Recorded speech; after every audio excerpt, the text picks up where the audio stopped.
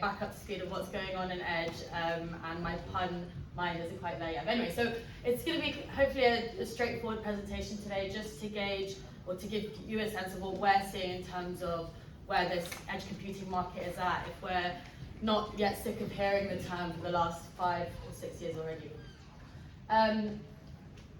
So just to kick off, I'm Dalia Adib. I come from a company called STL Partners. We're a research and consulting firm that specializes mainly in the telecoms and technology industries, and we do a lot around growth in those markets and technology, including cloud and data centers and edge. And we have a particular focus in edge, so we've been looking at it for, I think, since 2016, so the 6 years is a bit out of date now. Mainly working with, I guess, corporate clients, so the tech companies and the telecoms operators, to understand what, how we can grow this edge market. And that's a lot of that is informed with primary research. So we're constantly interviewing the end customers, the enterprises, the developers, the application providers. So hopefully bring kind of demand side view into the presentation today. So just to kick off, okay, well, from a kind of investment numbers perspective, we've been trying to track edge computing investments for the last few years, and there's some positive sides. So things slowed down, especially in 2022 with the kind of economic situation that we're in, but we have seen things tick up. And in the last 3 years, we've seen kind of $8 billion of investments in edge computing, and this is a lot of it is infrastructure, so data centers, and you'll see some of the big deals from the last 12 months, but it also includes investment into software platforms. So the panel talks about how those types of businesses are key for kind of driving demand and scaling these types of things. And if you put that into comparison with the cloud market, it's about 3% of all cloud investments, of all time. So I guess cloud's been around almost 20 years now. So 3%, it's relatively small, but not too bad, given that edge is still kind of early stage. I think the other positive sign that we've only seen in the last couple of years is more in the venture capital space, but kind of more advanced rounds of funding. So whereas I would say a big proportion of the, let's say, application and platform investments that we were tracking early on, they were kind of angel, Series A, Series B. Those are now shifted to, CD and up. And that's a good sign, A, because it's a sign of maturity, but I think the second thing I'm going to keep coming back to is it's kind of pushing demand. So it's giving also a more advanced customer base for these edge data centers that are being built. So it's always important to define what the edge is, and I know everyone's got a slightly different definition. This is something we've been working with for a while now. We look, partly maybe because of the telecoms background, but we really think that network is the key differentiator when it comes to edge computing. And we kind of look at the different edges from a network perspective because, basically the number of hops the traffic has to pass through a network has a big determinant on latency. So just to run through these quickly, we do have the device edge. Not going to dwell on it too much today because it's probably outside the scope of what most of us in the room look at. But there is some interesting innovation happening where it comes to end devices and making them look more like an edge compute hardware. And what that means is if you take a video camera, rather than the video camera just having that one purpose of collecting data, it's kind of having the ability to actually swap in and out applications, and that's becoming key in a world where things like computer vision are being used, where AI is being used to enable more interesting inferencing of that data. Then you've got the on-premise edge. That's generally at enterprise premises. It could be a factory running a few servers, or an on-prem data center. It could be a shopping center, or a traditional enterprise data center. The one that I'll talk about quite a bit today is this idea of the network edge. So these are edge data centers, logically in a mobile network or in a kind of tier 1 fixed network as well. And they look quite similar to regional edge data centers, but often smaller in size and often owned by telecoms operators. And then you have the regional edge, which is, I guess, the final point before you get to the broader, large-scale, hyperscale data centers. And this is an evolving space because what, as I think the panel was talking about just now, is what you might deem as a regional edge or a tier 2 city today quickly becomes a so-called, let's say, mainstream city in the future. So, but generally it's more about the fact that there's a relatively low latency because these are co-located with the internet exchange points.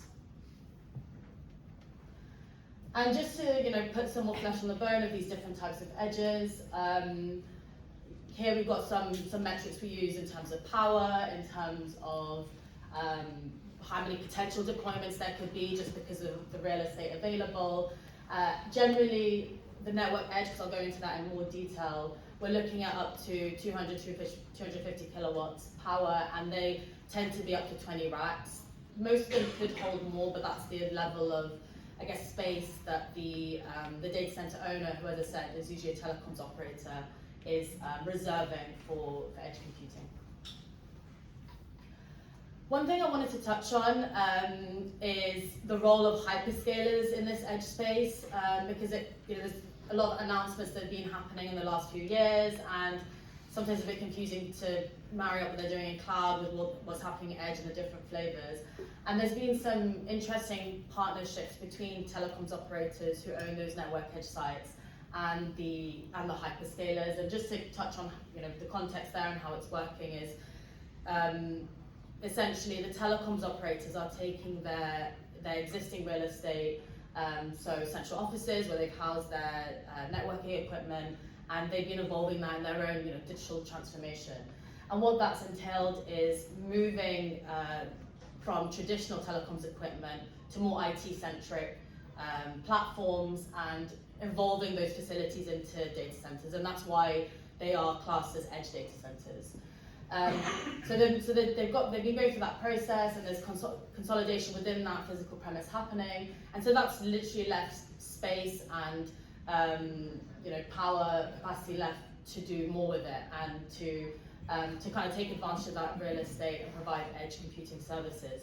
So where someone like AWS fits in, and there's, in the UK it's Vodafone and BT who've done this, or publicly announced this with AWS. They have a partnership and they work together to bring this AWS wavelength service to the market. And what it essentially means is it gives AWS customers the ability to move applications from the cloud to a telco edge data center like a Vodafone or BT one. And it's using, in terms of the inner workings, it uses the Outpost kind of hardware and software to do that. And then if we just where that fits in, so you can see there you've got AWS Wavelength, that's the network edge. They also have AWS local zones, and that for us fits in kind of more in that regional edge space. So we would assume there's slightly higher latency for those zones because they're they're higher up in the network. But it depends. To be honest, it depends a lot of the time on the country and then the network topology and things like that.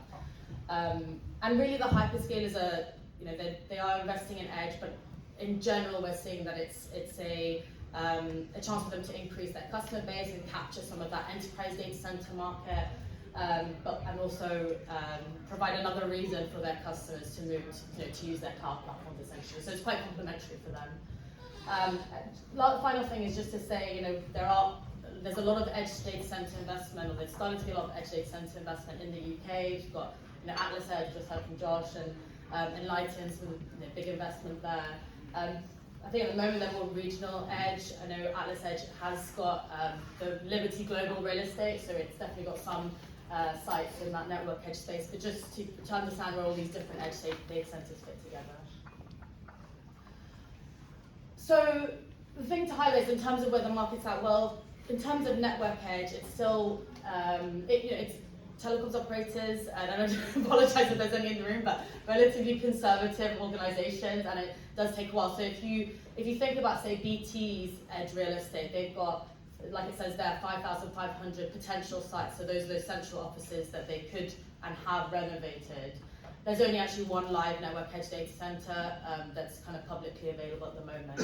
And if you take the UK as a whole, this is from our kind of network edge data center forecast, we've estimated there were, let's say there's probably about 5 or 6 network edge data today. That we think that will grow to 18, partly from telecoms operators and some of these new models like the Atlas Edges of the world, but it's relatively so given the size of the data centers. Is there demand? Well, from speaking to, as I said, enterprises, application developers, we do forecast, this is just for the UK, that there are applications that need this edge data center capability, and I'll kind of highlight some of them in a moment. So we forecast there'll be almost $8 billion of demand for edge computing.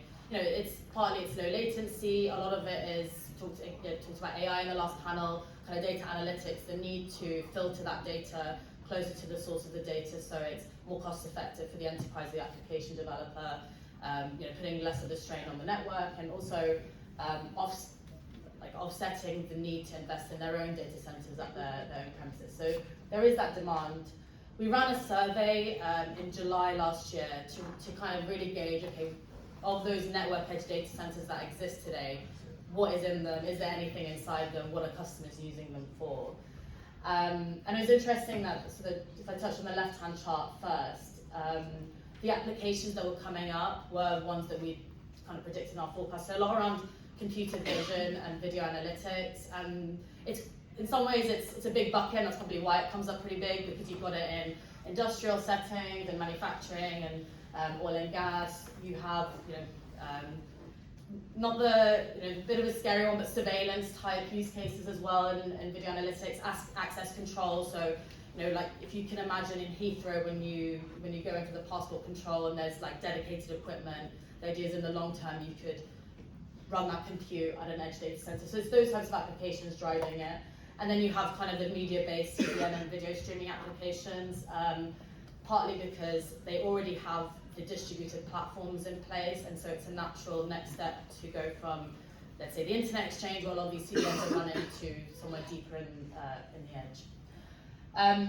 But there is this kind of chicken and egg cycle, because at the moment there's not much supply, and then those who build up the edge are saying, well, I'm not seeing demand, and then the challenge is the demand side, so the application developers and the enterprises don't have, they kind of look and they say, well, if there's one Vodafone edge, what's the point of me developing an application that can only run in one edge data center for only my customers who are on the Vodafone network? So there's this kind of challenge at the moment. I think what's interesting for those on the supply side is, although if you look at the right-hand side, what are customers doing at the edge?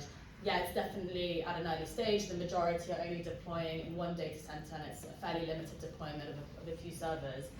But the next, if you think about, are they going deeper? So is the next step to put more in that single edge data center or to spread out? It's actually the latter that seems to be more prominent. So most of them are looking to distribute that compute early on. And so it furthers that argument that there needs to be more edge data centers to incentivize growth on the demand side too. So that's the quick snapshot of where we're at. So just to recap, there is this ramp up. I think we're seeing investments in general, although M&A in some ways is relatively slow. We've seen some big deals, and as I said, the venture capital side is maturing on more of the software side. Limited number of network edge data centers in the UK, and that's causing this chicken and egg problem, makes it challenging to incentivize or to see demand. Telcos and hyperscalers are playing a big role, but it's at a relatively slow rate, so it kind of begs the question, do other parties, are there new models that we should be looking for to build out the edge? And need to focus on those key use cases, whereas in the past, a lot of discussion around autonomous vehicles, drones, things that definitely would need edge but aren't here today and therefore aren't going to be filling it capacity today. Let's focus on what businesses and consumers need today and build up from there.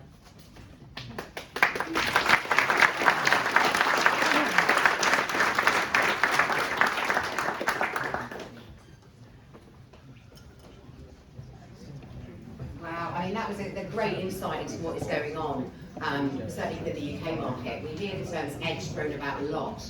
I was actually quite surprised at how few deployed edge data centres there are in the UK, because the way we speak about it, it sounds like it. And it begs the question what BT are finally going to do with all of those particularly 100 buildings and facilities that actually probably ripe for being sold off to a data centre business that knows what it's doing. We're staying on the edge. We are now moving into AI on the edge with a fireside chat. with two industry luminaries. And I'm going to hand it over to Duncan to introduce the session. So, this is the last session before the break, so we'll see you all at the networking break. Over to you, Duncan. Thank you. So, Duncan Club, Senior Partner at Cambridge Management Consulting, speaker.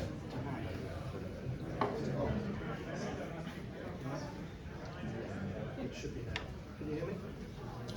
So, Duncan Club, Senior Partner at Cambridge Management Consulting. I run the data center and edge practice.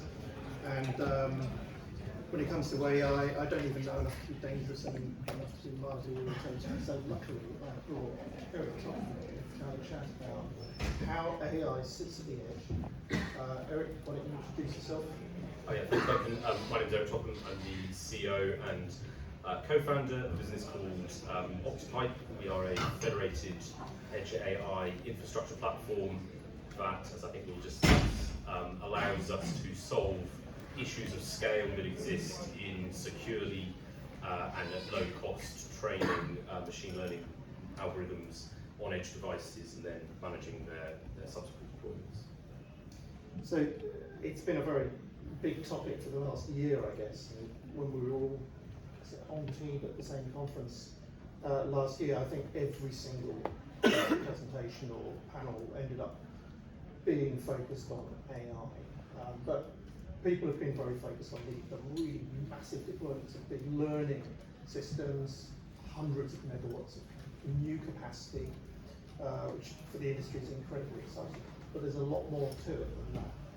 So, first of all, Eric, it would be really good if we could start digging into, why there's a difference between, big learning models and then what actually happens at the edge in real life.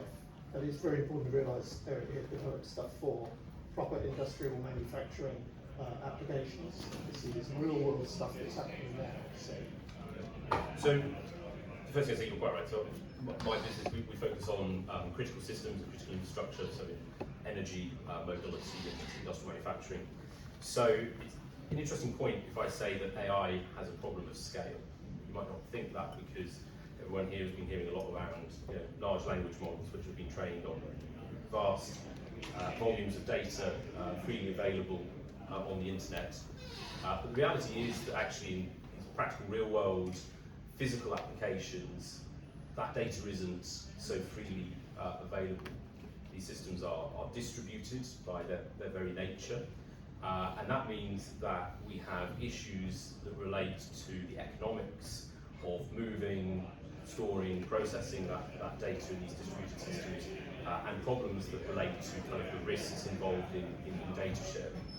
So when I say that AI has a problem of scale, what I mean is that in the distributed world of edge-based and IoT-based systems and applications, we have a conundrum. You can train algorithms locally on a local edge device, but the challenge here is that generally that device only experiences some small sub-portion of what we call the global distribution, all of the conditions that we might encounter. And so that model learns reasonably well for this kind of small subsection, but when then the world around the device, the physical world around the device changes, or the physical system the device is in degrades over time, that algorithm no longer performs as well as it could, and we observe a loss of performance. The alternative is to take data from many devices, but to train our algorithm at scale in order to learn across a broader distribution that is hopefully more representative of the world and hopefully get better performance. But the challenge here is that that volume of data is pretty vast, and that costs us money to move it on the network, it costs us money to ingest, store it, process it in the cloud. And indeed, even if we can afford it, it may be the case that people are unwilling, for reasons of IP and ownership, personal privacy, and defence and security, to share that data away from where it is originally generated. And so that gives us a problem. So in order to kind of crack this problem of scale, and scale is required for performance, we need a different paradigm basically to how we train algorithms at scale. So at Octopipe we have an industrial grade infrastructure that at the heart of it has a piece of technology called federated learning. So in federated learning what we do is that instead of moving all of our training data off the edge over the network into some centralized data store where we process it, one concatenated data set, we learn a set of global model parameters. Instead, what we do is we create a training program that is going to train the algorithm for a predefined task, predicting the time to failure of a machine. We then send that program of a few megabytes over the network down to the edge computing instances that we want to learn from, and we compute one set of model parameters for this learning task from each of the edge clients from which we wish to learn in the population. Those learned parameters are then returned in a message packet, which is encrypted over the network back to a central node of aggregation, where an aggregation algorithm, which is computationally extremely cheap, aggregates the contributing parameter values into a global model. So the magic trick we've then just performed is that we've obtained the global model, which has the same model parameter values as we would have obtained by moving that vast volume of data up into the cloud. But the magic trick is I never moved more than a few megabytes of data down to the device to learn, and a few kilobytes of data per device back again. So what that means is that from a cloud compute point of view, it's extremely cheap. It costs us 60 pence an hour, no matter how large the network is to compute the global model parameters. The infrastructure in the cloud is very, very cheap. It costs us £150 a month at scale, doesn't change. Fixed cost, doesn't matter how many more clients you add to the network. And just to give you a benchmark, if you consider 1 million homes running a home solar panel system sampling data once a minute, about 25 megabytes a month, then federated learning is 50 times cheaper in communication overhead than the alternative, which would be to move the data up into the cloud. And that's an exponential improvement if we consider an increase in edge clients, sampling frequency, and feature space, the number of variables that we're collecting for. So once a minute is a really low frequency when actually in a lot of the systems that we're dealing with, we have automation systems where we have sub-second sampling of data because we need that resolution to learn signals at a latency that is useful for the automation system itself. So what this allows us to do is segregate the training process, which firstly means actually that we can preserve privacy at the local device level. We can add noise to the data so the learning program doesn't even actually see the original data. We add encryption. So now we can guarantee privacy across organizations, across individuals, and then we have a really low, really scalable economic cost of training when we then actually perform the federated learning in the aggregation process. I mean, that's a really important development because until recently, I mean, models like ChatGPT that everyone's aware of just consume vast amounts of publicly available data. The point about what you're doing is it's using privately available data and then making the results meaningful to lots and lots of different participants without compromising their integrity or their privacy. Correct. And so there are basically three broad use cases for this kind of federated infrastructure. One is that you are a single entity that maybe has sub-entities where there may be jurisdictional reasons for not moving data between them, or you don't want to run kind of IP risk even within an organisation, but say across geographical boundaries. But generally, also really what you want to do is just leverage the kind of efficiency benefit of this distributed compute capability. The second one is that you are an original equipment manufacturer of a connected, intelligent product. Robotics is a classic example where you need to improve the performance of your algorithms to enable the complex tasks that your intelligent product is going to do, but unfortunately the data that allows you to train your algorithm well enough only exists at a scale present if you can train across customers, in short. So you need to be able to preserve the privacy and ownership of the customer data. And the third is a collaborative setting where you may get a group of blue chip companies that are normally competitive, and that you may have a non-competitive use case for. Health and safety is a classic one. So I want to reduce health and safety incidents in my warehouses. I might be P&G and I might be Unilever, and I might have this aligned use case. I would like to solve that problem collaboratively, but not at the risk of sharing data directly with each other. So with federated learning, we can install local edge servers, edge PCs into the warehouse, connect them to CCTV systems, connect them to existing computer vision systems that collect metadata on the occurrence of these events, and then in a privacy-preserving way, we can train algorithms, for instance, to estimate the likelihood of these events happening in some forward-looking window in real time. We can aggregate the models across organisations. And that's particularly important where we're trying to learn either quite complex signals that need scale or rare events, so things that don't happen often, we need a larger observation space to see enough of them. So we can get this scale by guaranteeing privacy and lowering the cost of learning. So, I mean, that, again, really interesting, because I think this is how we're going to see technologies like AI break out of just the really big boys who can afford to deploy massive amounts of capacity into the wider world. There was an interesting, I think it's been up a couple of times, the idea that 80% of the data centres at the moment in the UK are in London, Slough. 80% of the economic activity in Britain is not in Slough or Docklands. I think I looked once, there's something like 8% of the data centres in the UK are in the north and the Midlands. That's where the vast amount of manufacturing and industrial processing goes on.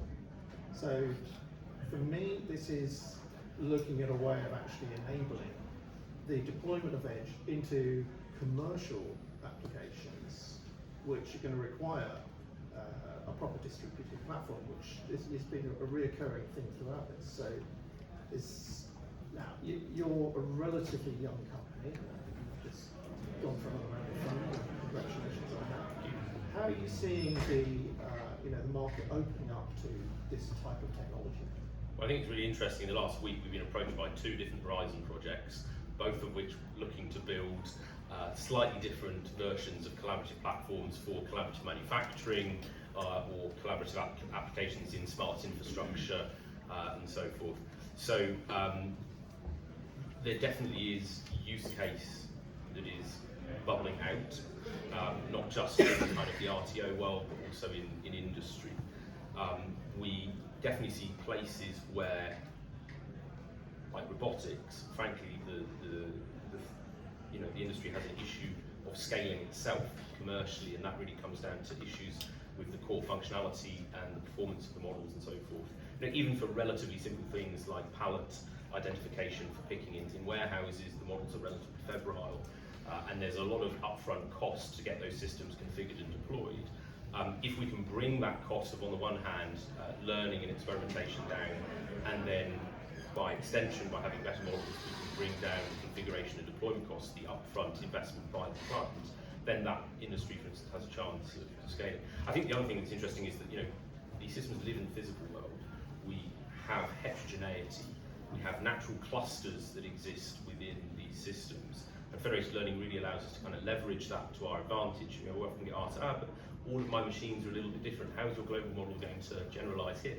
But in fact, we can leverage this by grouping machines. We can take partial aggregates that are effectively a trade-off between overfitting locally and global generalism. And indeed, we can take base models and fine-tune them down. So an idea that I think is pretty cool in robotics is the idea that for smaller, more innovative businesses but don't necessarily have the funding available to invest into acquiring data sets and so forth, perhaps they can train base models collaboratively to learn base representations in the manifolds, but then take the base model and in each of their verticals fine-tune it through things like transfer learning to their particular application. And so, I think it really kind of opens up the economics of learning is really what we can do, and we can leverage the topologies to get those performance. It's absolutely brilliant. For me, my particular personal heresy is I come from IT, so I always think about the application. It's not necessarily the most popular way of looking at things in the data center industry, but this is actually what's going to drive change and growth, I think. In all the sort of commercial markets for the next several years. Is that something that you're gunning for?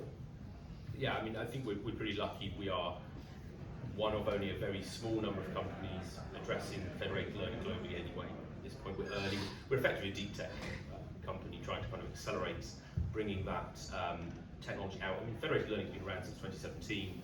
There are some good reasons why it hasn't been widely adopted before now, but largely to do with the fact that unlike the cloud, there isn't an existing infrastructure stack for then the rest of the ecosystem to build on. If you think about the development process, while we have the way of doing the learning part, it's the upstream parts of the process going from data labeling down that have yet to kind of catch up in this distributed setting. And so actually a lot of our product focus at the moment is focusing on enabling these parts of the upstream process.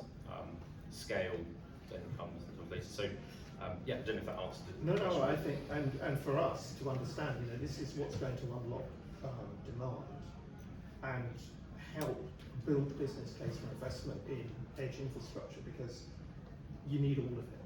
And the thing I've been learning over the last few months, is there are so many different types of AI applications. But the interesting thing is that in the kind of distributed edge and IoT space, there are a lot of use cases that are not being undertaken, or if they are being undertaken, they're being left at the POC stage because at scale, economically, they become unviable and they don't even get addressed sometimes because of the data access issue. So really what it's about is for us is I guess getting off the brakes of the data flywheel, opening up access to data and lowering the cost of learning.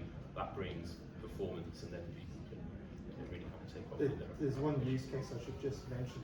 It was in an industrial manufacturing plant in the West Midlands, who used techniques like this to improve production line efficiency. They got a 1.5% improvement. Doesn't sound much. It's worth hundreds of pounds. So this is big stuff. It's going to affect our industry, I think, for the next several years. Yeah. We have in manufacturing, there's a big thing around servitization. So we have a customer, OEM of a metal pressing machine to make aluminium cans. Very high volume process. The end goal is to have a model that can, in real time, estimate the likelihood of a stoppage of one of these machines, because it's such high volume, low margin. Time is money, literally. And so the models that we can train have a pretty high impact on additional. We're talking like millions of additional cans per canning plant a year. But the challenge they have is the IP around canning width is very sensitive. So the only thing that allows them to develop this servitized business model is the fact that they can preserve privacy of data across their end customers.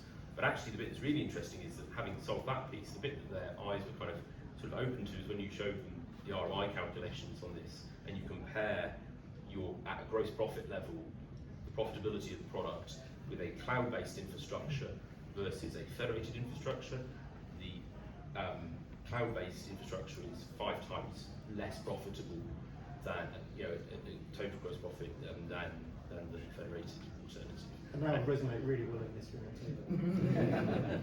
So look, I think we've run out of time. Eric, every time I talk to you, I learn loads and loads more. It's absolute joy to have you up on stage, teaching us about why we actually build data centers. This is what it's all about. So thank you very much.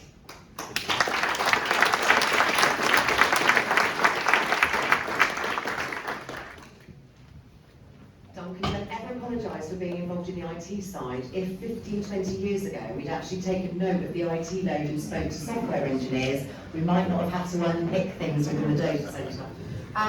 Again, another fantastic presentation.